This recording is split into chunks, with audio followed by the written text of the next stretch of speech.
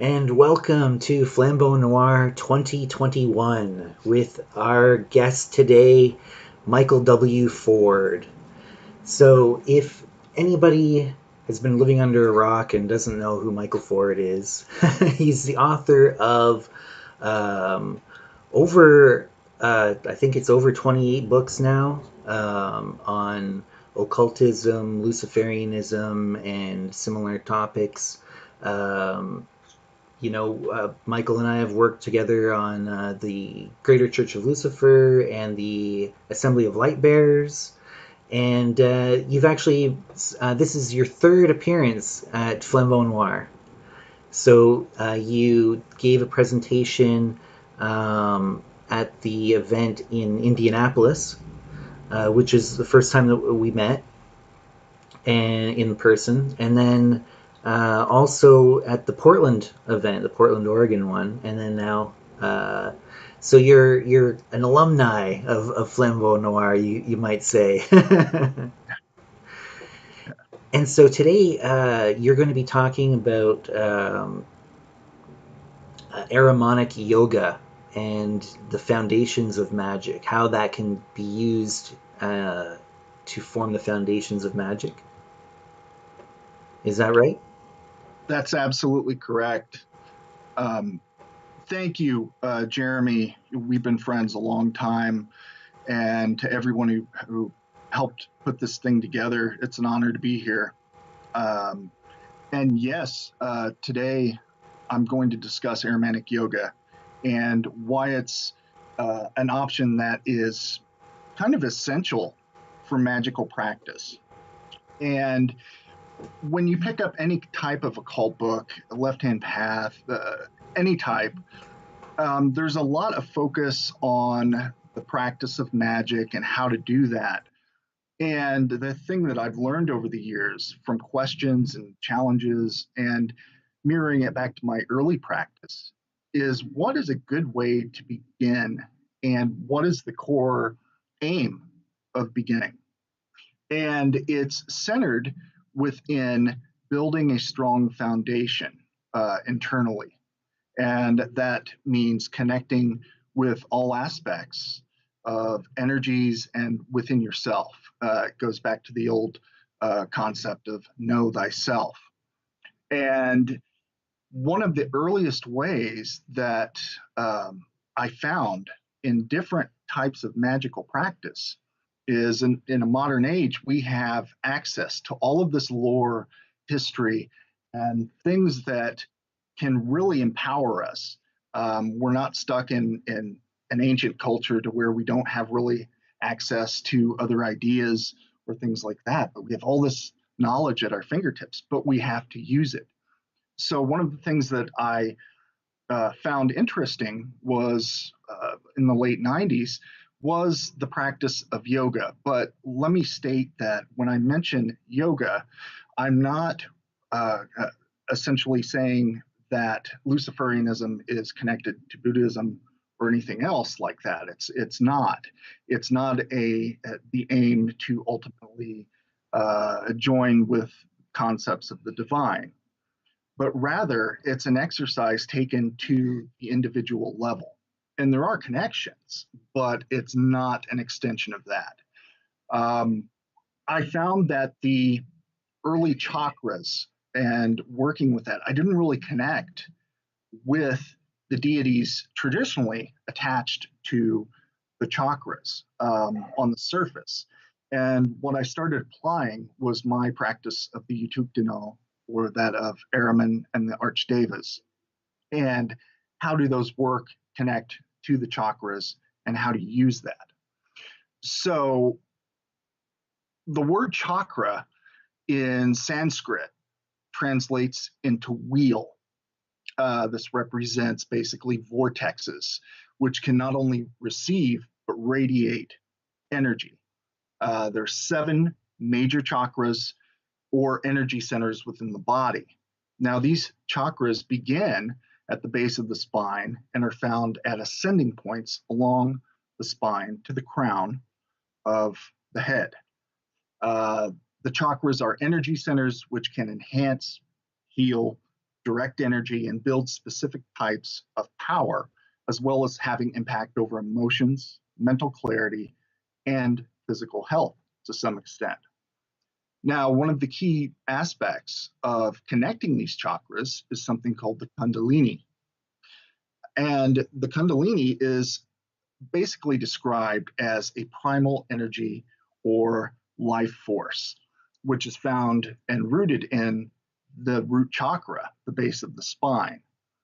And the practice of raising the red serpent, the fire serpent, is one of the key practices of activating and controlling these chakra centers. Now, this might sound as something elaborate and overly time-consuming, but it's actually not. Once a practice is established, it becomes very enhancing and very almost inspiring towards anything you do after that. So what I mean by that is you can take time and open these and direct your mind in building that foundation based around Luciferian concepts, and then directing those towards any type of magic that you're performing after, be it as a basic spell, a type of astral projection, even the darker aspects of energy vampirism or things like that, which aren't really included in the basic Luciferian beginning tradition. That's something off that requires a specific type of mindset for that. So the Kundalini is a form of the divine feminine energy called the Shakti. In the root chakra, the coiled serpent dwells in primal darkness, awaiting to be roused from its slumber. This process is the stimulating and focusing of specific types of energies via the path of the Shakti, the divine feminine. Now, as a type of conscious energy, the Kundalini has two currents of power which govern physical life. Prana, that's vital energy or life force, and Vira, sensual or virile potency. It's more or less the commanding of energy. Now, if you look at concepts like the symbol of the infernal union, which is the old basic satanic sigil of Baphomet, which has Samael and Lilith in it, and it's something that I used early on a lot in my Luciferian works, because it kind of really essentially just presented what that black alchemical process is about, what initiation is about. It's the union of, say, the black serpent, which would be represented as Ahriman or Samael, as the consciousness, the gift, the black flame within us. It's there. We have those seeds within us. But then the fire serpent, or Lilith, or Azje, is the inspiring, motivating principle. This is reflected in some of the Old Avestan or Bundahishn tales of Ahriman being roused by the demoness Az or Je, who inspires him to go forth and balance, in a sense, the cosmos or the natural world. Now, with the chakras, one of the ways of activating each chakra is something called a mantra or a vibration. Now, the mantra is essentially a sounded invocation and meditation that has association with the vibration of a specific energy center. And these have been assigned to things called bija seed. And these are types of, it basically composes the concept of mantra, which is made of two syllables: man, mind, and tra, liberate. Liberation is a key point in Luciferianism. Now, in essence, the mantra, it's a gathering point of energy. It's a concentration of encircled forms of power, which can be directed towards a level of internal and external change. And mantras in the West we understand, especially in the Hermetic tradition and various other forms of Western magic, as being names of power, or as the ancient Greeks called, and the Hellenistic period especially, called voces magicae. And it's specific words that have meaning, that can be vibrated and hold and open. They're essentially keys that open specific types of energy to be received and encircled within us. Now, Arimanic yoga is not based around uniting and going into the right-hand path type of unity with the divine, but rather it's towards enhancing the divine within us. And it has a very basic, cosmic, rational point of focus, and that is exploring and experiencing this world as you can shape it, and within reason, by cause and effect, within the natural laws of the cosmos, create a type of harmony towards what you want and your aims in life. That includes spirituality and all of those things that go with that. For an atheist, this type of practice would be towards a meditation, a self-focus and control.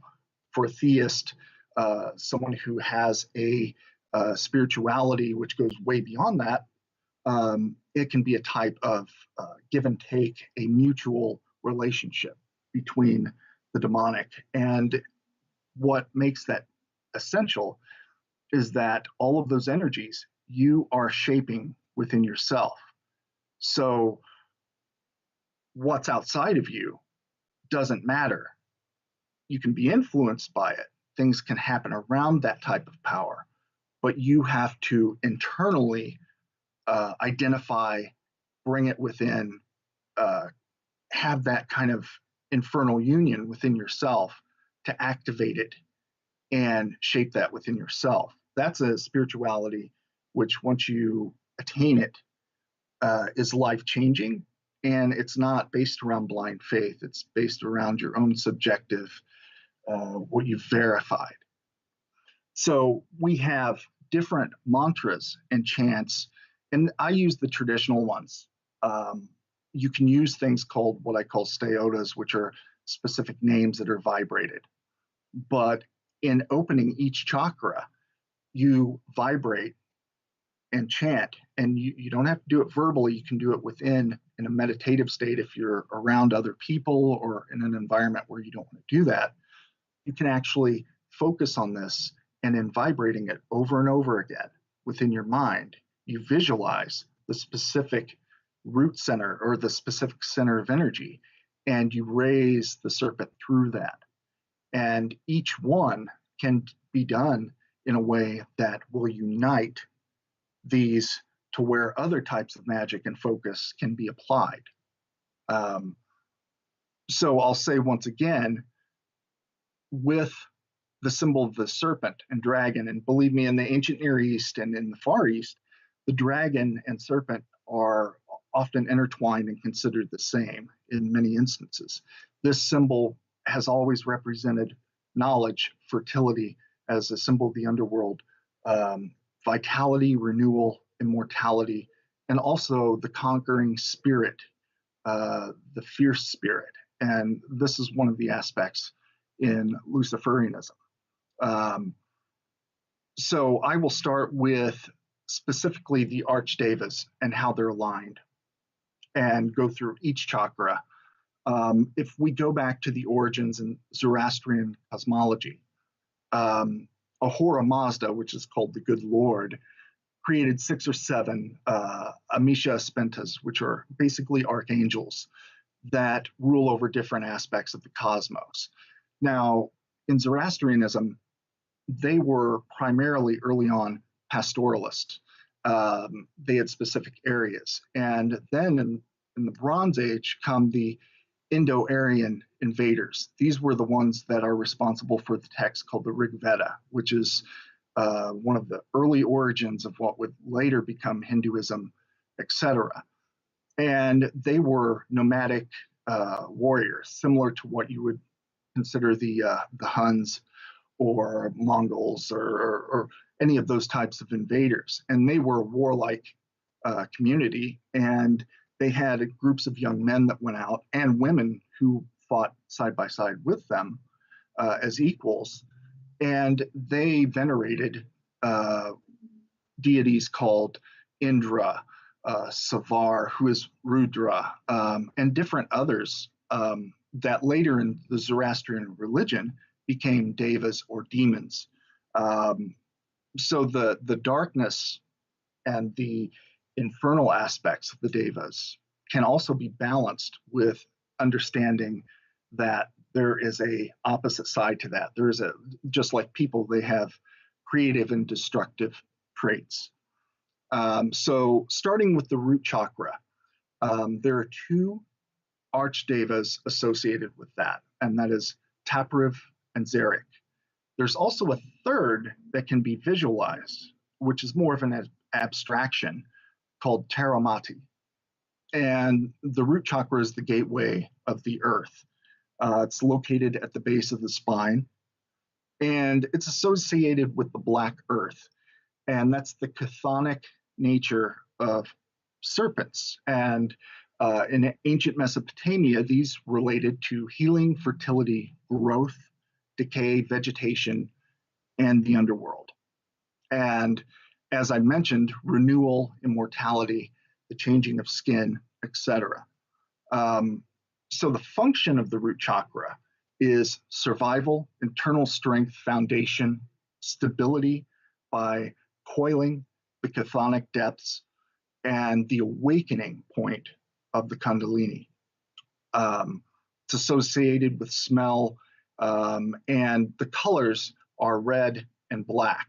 The mantra is Lam. Now going into that, Tapriv and Zarek, and once the chakra is opened, Taramati Deva, and Tarvi, or Tapriv, is a Bronze Age Vedic Aryan war tribe deity who settled with these, the people brought this in northwestern India. And he's echoed, his name was thought to have meant the conqueror.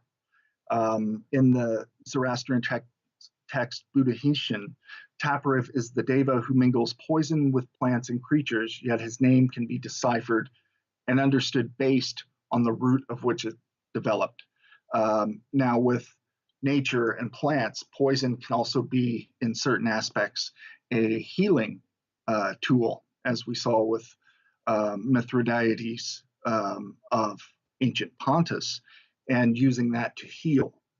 So there's a type of alchemy there, a type of understanding the nature of plants, of all the elements that make us who we are, that we interact with on many levels.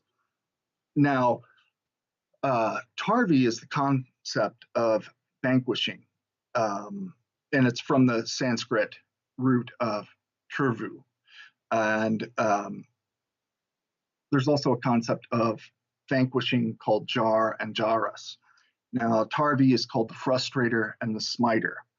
And as a deva of destruction who opposes Hordad, the extreme concept of wholeness, as an all-encompassing completion and totality, Tarvi inspires strategic approach to conflict, which tests the strength of the Luciferian.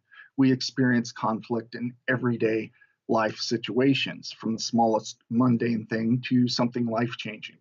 So as the concept of the destroyer is not just annihilation of everything, it's annihilation of what stands in your way and how to strategically, using your mind, conquer that and get around that.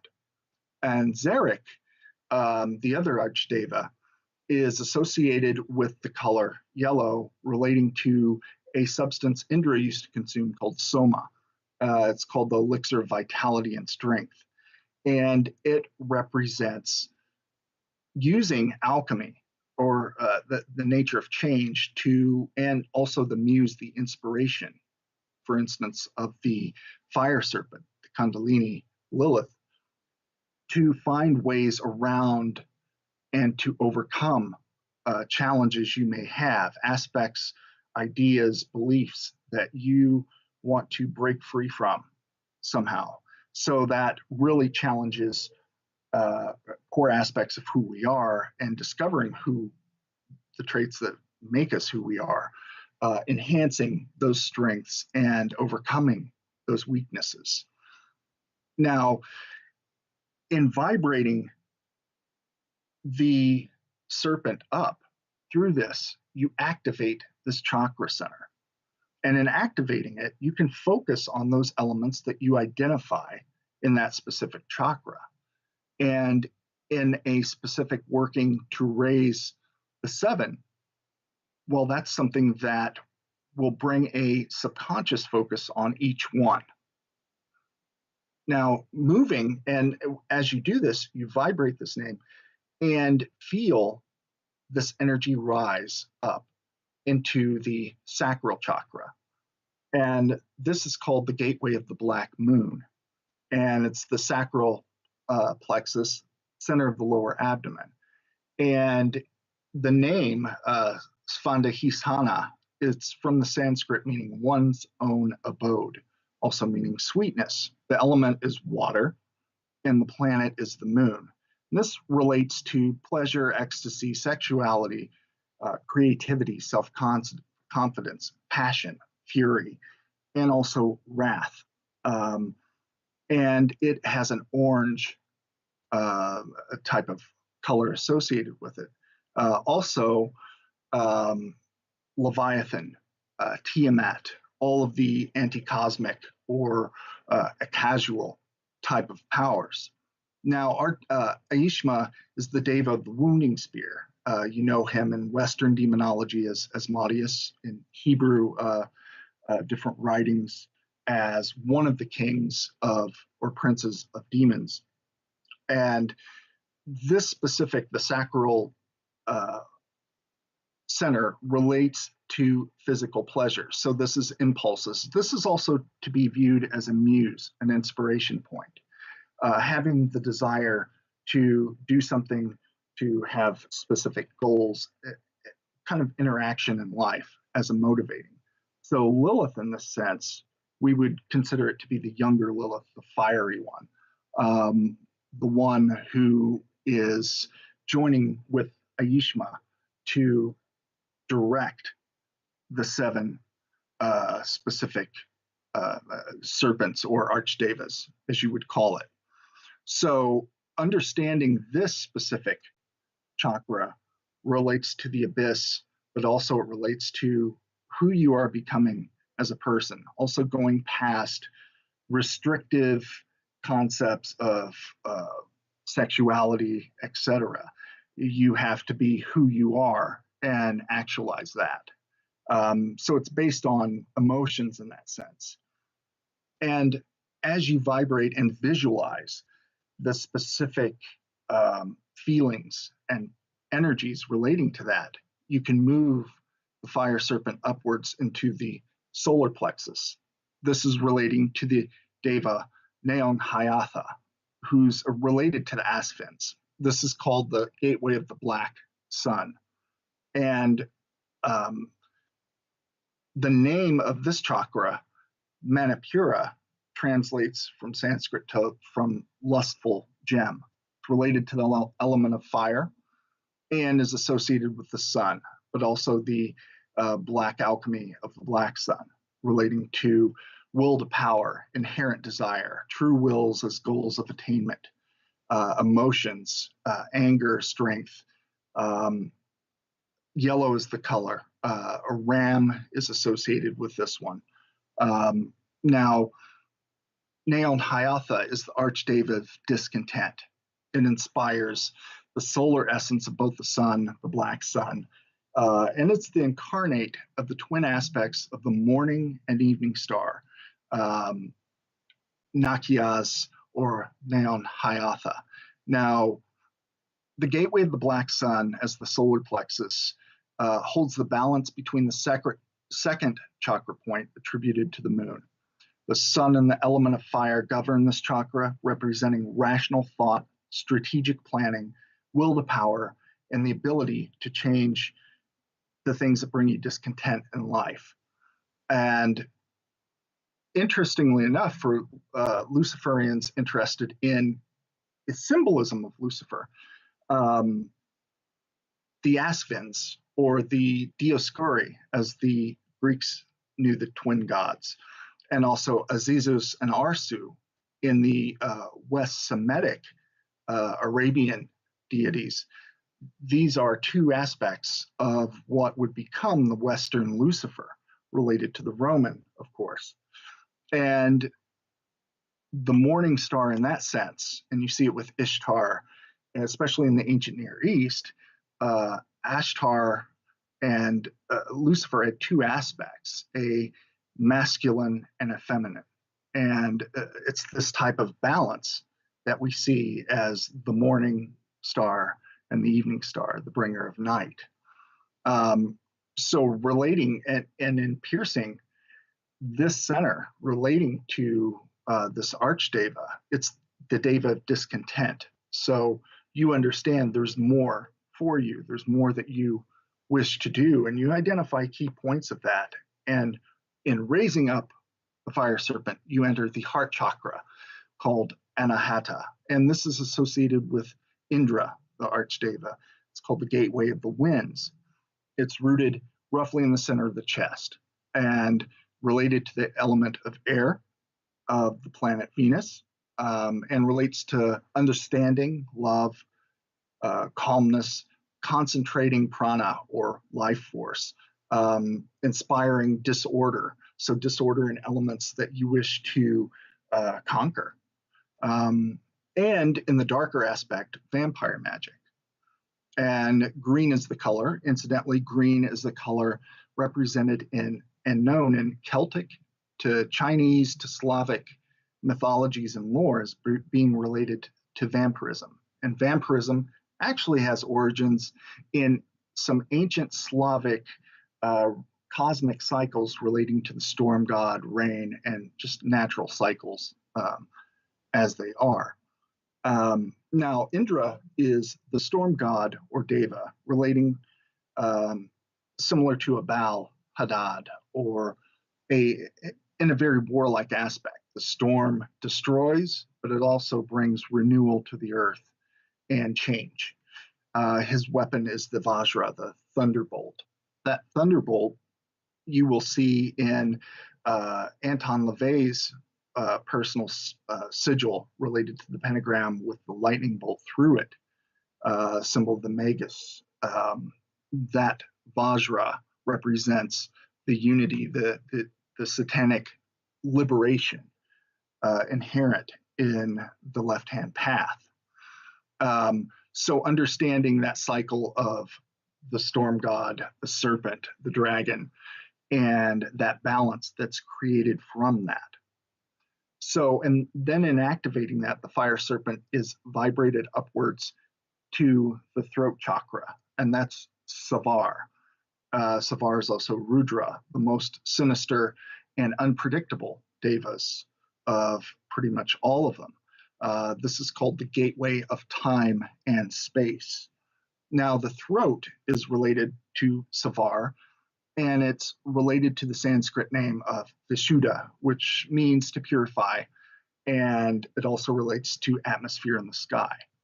The element is Akasha, which is related to the aether, or the spiritual plane related to the air. And the function of the throat chakra is creativity, spiritual, mental, metaphysical PowerPoints, energies, also divination, words to compel change, and intuition. So the color is blue, the mantra is Hum, and this one has animals associated such as birds, antelope, but in a night side or vampiric approach relates to the vampire archetype or the bat. Now, Savar or Saru He's known in the Bundahishan as the leader of the demons or devas, who by force of will brings misgovernment and disorder to its enemies, or the enemies of the Yadis, which is the sorcerer or wizard in ancient Pahlavi. Savar, in its origins, is Rudra. Rudra is the deva who produces want, the natural cosmological status of hunter and predator and prey. The throat chakra symbolizes the power to communicate in subtle and meaningful ways, depending, of course, upon the goal at hand. The human voice alone can apply meaning which can affect others. You name it, and with meaning, you can change narratives, how people look at things, and also compel and motivate others and other systems. We see it all too much in the modern world. So think about how that can be used on a personal level as a left-hand path initiate, a practitioner. So this relates to specific spoken speech, also the magical aspects of those. Moving the fire serpent up to the third eye chakra. This is Ajna. This is related to Akuman, or called the evil mind.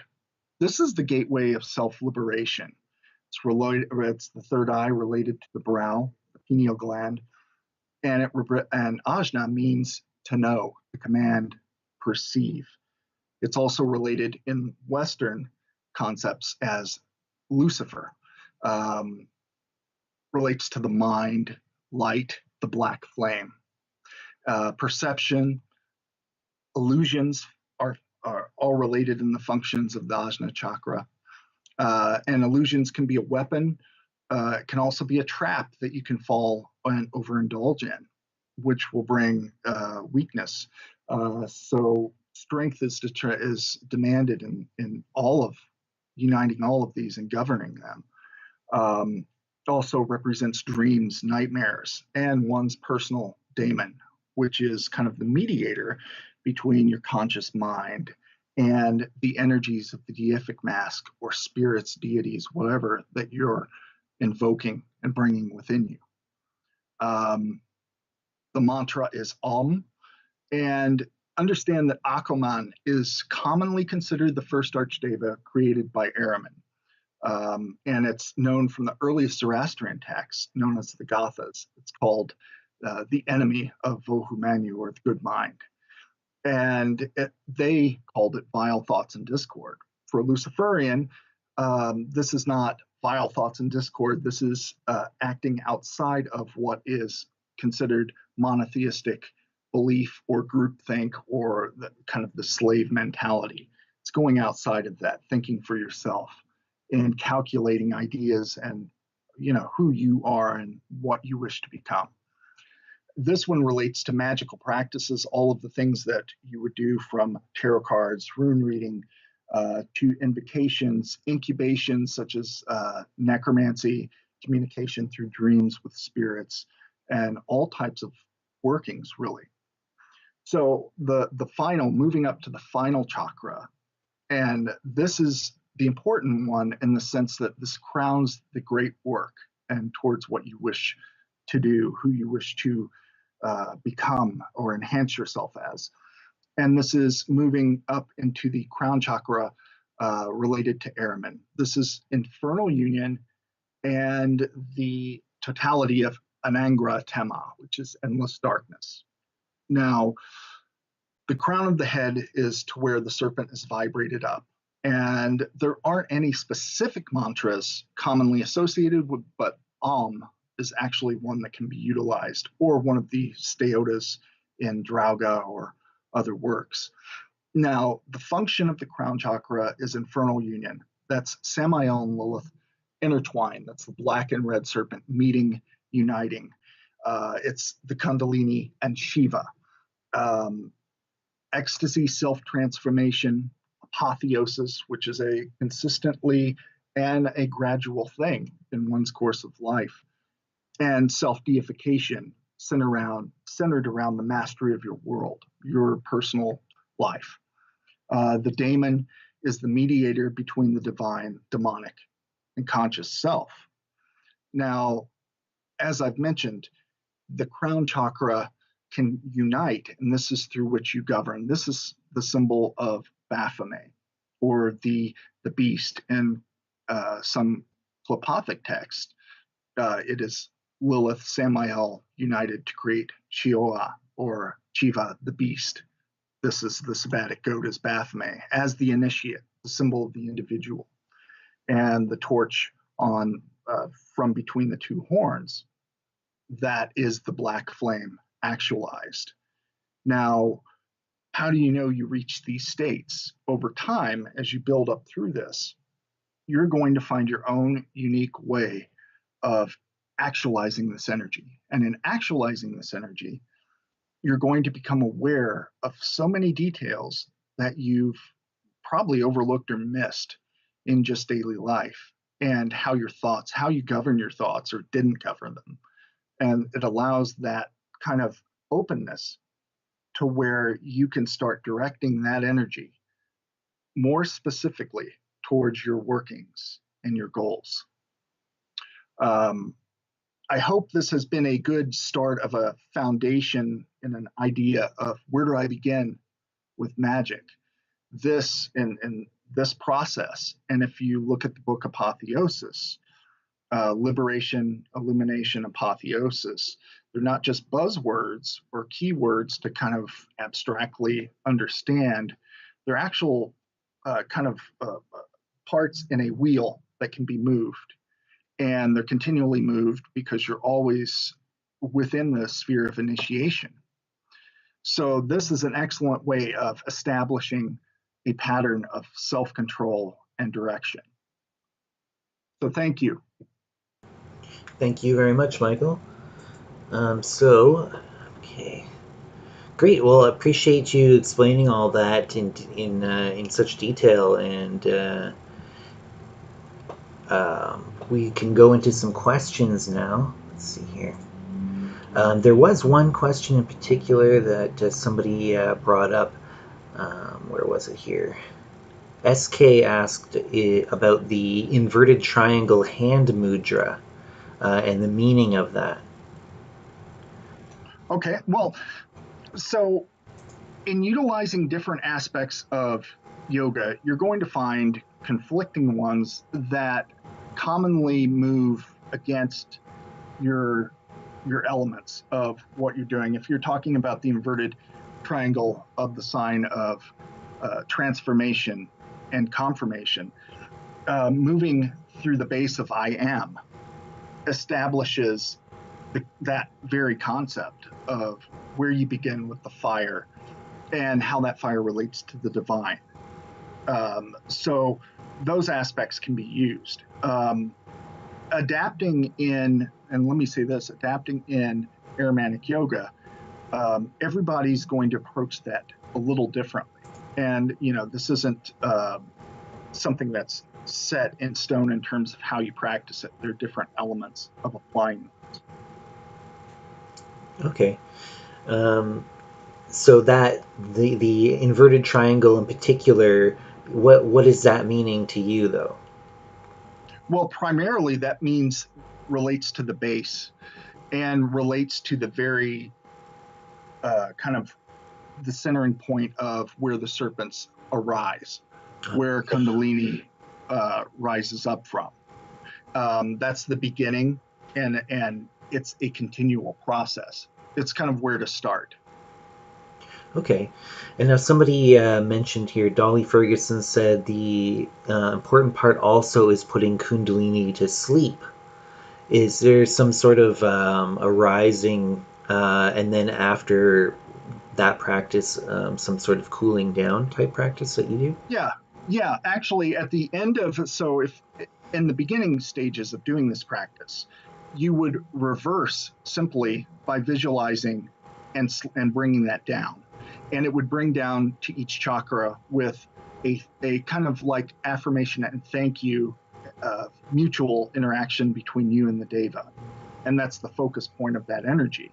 And if you apply and approach ritual afterwards as just a start in type of a invocation working spell, then at the end of the ceremony, if you do a libation or whatever that is, you would simply refocus and close each one by bringing the serpents down. Now, in doing that, you will still have the actuality of bringing that up at different times. One practice that you could do, which is not suggested for beginners, is not bringing Kundalini down, but going into a sleep state afterwards. And this relates and connects into astral vampirism or dream projection, as it could be. So there's different ways you could do it, but if you don't bring it down in the morning as you wake up, you would have to quickly recenter yourself by kind of not banishing, but controlling those energies. Okay, great. And now you brought up astral vampirism. Now, what does that entail? There's a lot of people that probably have a lot of preconceived notions about what that means just from hearing the term. What do you mean by it? Well, so in the 90s, I was an initiate of a vampire temple, and it's not a blood drinking Gothic group, but it was actually based on energies, concepts of consuming energies that arose in the Theosophical movement in the early 1900s. But this concept goes all the way back to ancient Mesopotamia and into different elements of that. And it's that the symbol of blood relates to prana and energy, and it can be fed upon and consumed, both on an astral plane and just based around the energy that we create within ourselves.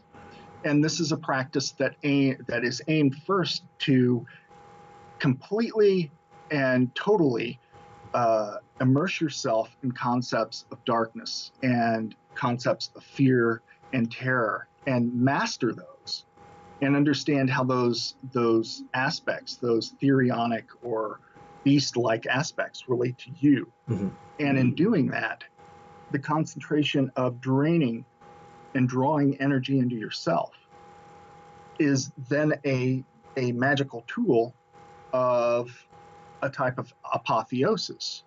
And it's an experiment in refining and expanding consciousness, but also in connecting with what people would call concepts of the paranormal, and that is ghosts, spirits, etc. And the ultimate aim of that is survival of the psyche after physical death. And this is theory, but it's a practice that, if it is practiced, actually strengthened in many ways lives. And it's the concept of immersing and consuming energy and furthering your consciousness and also your abilities.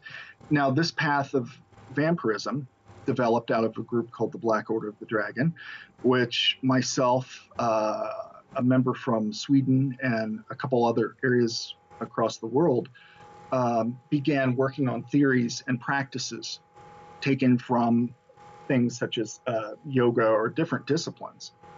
And we left the vampire temple that we were members of in that time period and kind of went on to do our own thing. Now, there are similar groups that operate all over the world using that, but ours is based around those concepts. It's kind of a core foundation in Luciferianism. Cool. Thank you for explaining that. Because I think a lot of people don't really understand what that actually means.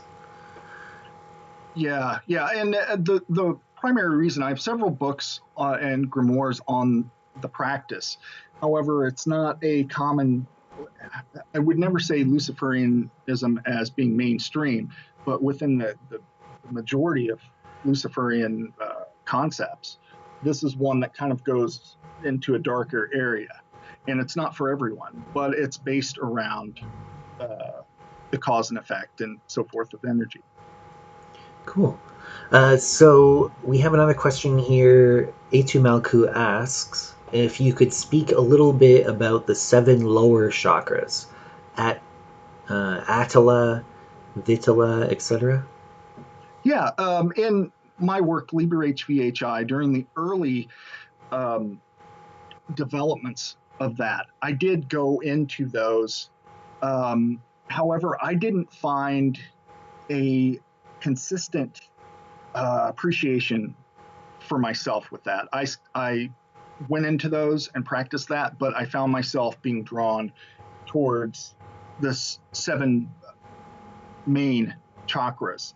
Those type of chakras go into more subtle and expansive areas that require definitely someone with a mind towards that type of yoga practice. But in centering with the 7 main, you can utilize those also in areas going off into areas of kind of left-hand path tantra, and also similar things like the agories, but within our confines of our culture, if you will. So if you were to break it down to the most basic element of what is the ultimate goal that Luciferian occultism is intended to achieve, and what are the major, if you were to break it down to the major milestones to get to there, what would that look like?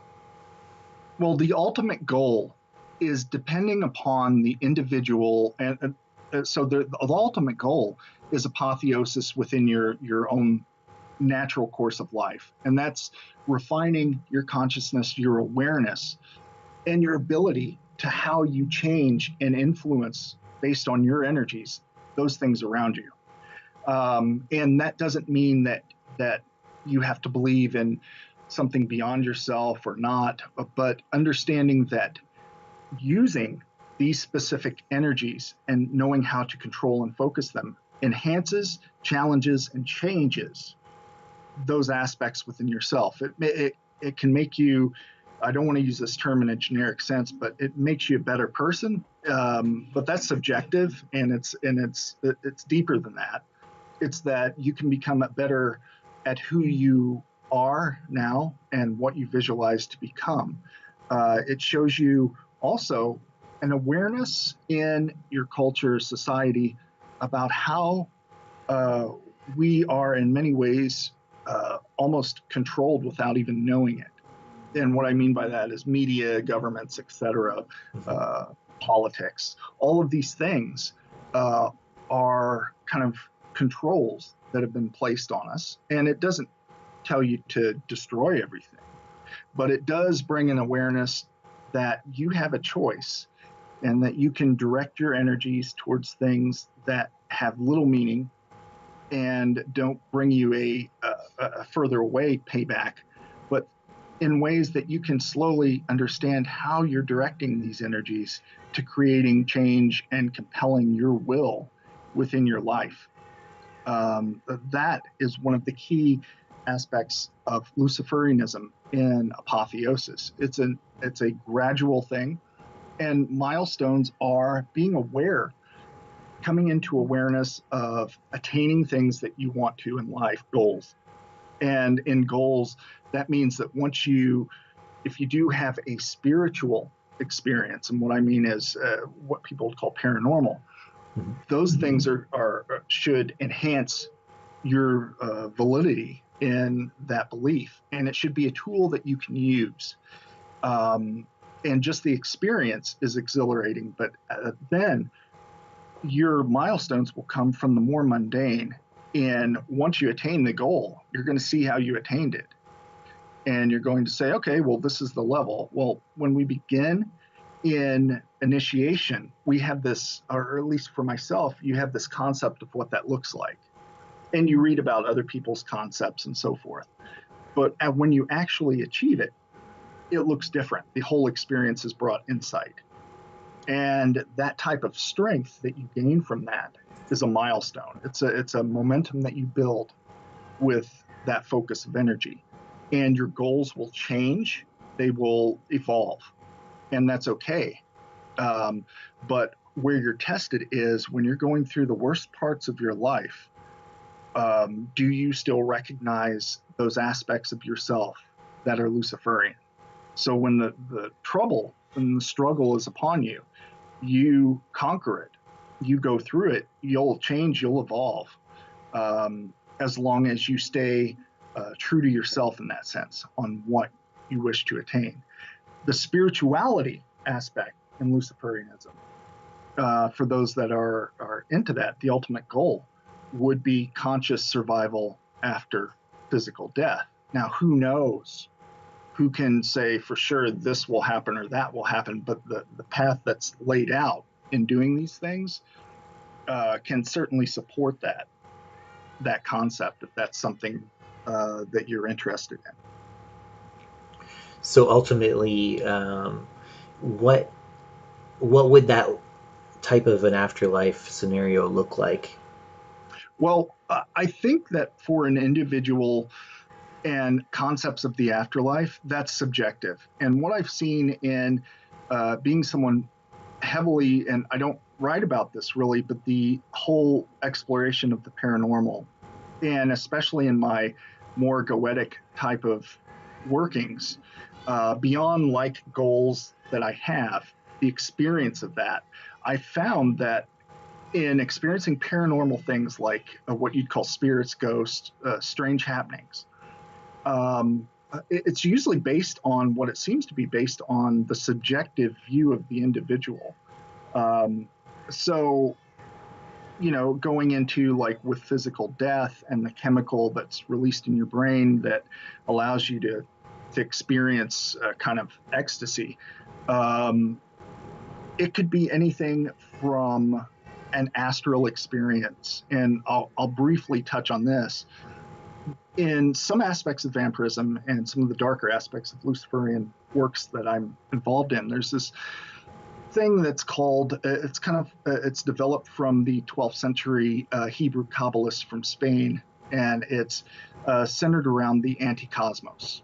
And this is kind of where the Qliphoth comes in. And if you look in Luciferian Gnosticism, which I write about in the newer Bible, The Adversary, this concept of luminous fire we can create within our minds. And what I mean by that is that type of energy is something that begins with the imagination that we can forge and focus on, kind of like little compartments or a mind museum, if you will. That can be a goal. But I think that in some cases, people who don't know that they've died, you can still have residual energies of that. And so their reality when alive seems to, in some cases, follow that. Are you? Sorry, I thought you froze there. Okay, great. So we don't really have a heck of a lot of time left. I do want to ask one more question that it's very open-ended, and I just wanted to, I guess, see where you go with it. Is what is real? Well, that is a good one. And for me, and reality, I found, is based upon a couple things. Number one, it's what we can see and touch. We understand that there are laws within the cosmos that makes matter kind of become what it is. But what we call real is based within, it starts within our subconscious and then our conscious mind. Our imagination kind of visualizes something, and we place meaning upon that, whatever that is in the physical, what is before us. It can go through art, it can go through music, it can go through things. But if the meaning is changed, the narrative is changed, then it can become different. But how we perceive ourselves and our determination of will actually depends and increases what we consider to be real. And that goes on so many levels too. And we see it in society. People believe a certain thing, a type of kind of narrative. But when you actually study below that, that real is not always real, it's something else. But because we place categories, we put things in categories and identify that way, that can be a weapon against us. It can restrict us. So real is kind of in the balance between our desires, our concepts, our perception of the world, and also what is around us and commonly agreed upon. Definitely some deep thoughts to ponder. Yeah. Anything else you'd like to leave us with before we sign off on this one? No, I want to thank you all for watching, and thank you, Jeremy, and everyone for putting this together. I really appreciate the time.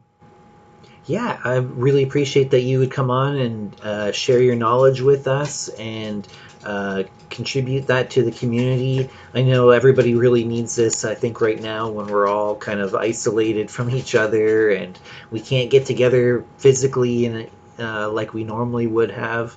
And so I really appreciate you being willing to do this, and to everybody who showed up to participate in the chat, the people who showed up to watch live, as well as the people who are watching this in the archive version. So definitely was great to talk to you again, as always. Thank you. Thank you. And I'll say one little thing is that, in the times that we live in and the isolation that has come to a prominence, it can be used in a good way, in the way that we understand who we are. And, it's important as Left-Hand Path or Luciferians to utilize these challenges to our benefit. So thank you. Absolutely, and that's what we're trying to do here with this Flambeau Noir in cyberspace event. And I kind of feel like it's a new start in some way, although we're bringing the energy forward in a new way. Yes, yeah, it's a great thing. And it's a great new tool to use. Yeah. And you should check out the 3D art gallery if you haven't had a chance. And everybody who's watching this should check out that 3D art exhibit. Yes. I'll send you the link. Excellent. Okay. Thanks again, Michael. All right. Have a good one. You too. Bye. Bye.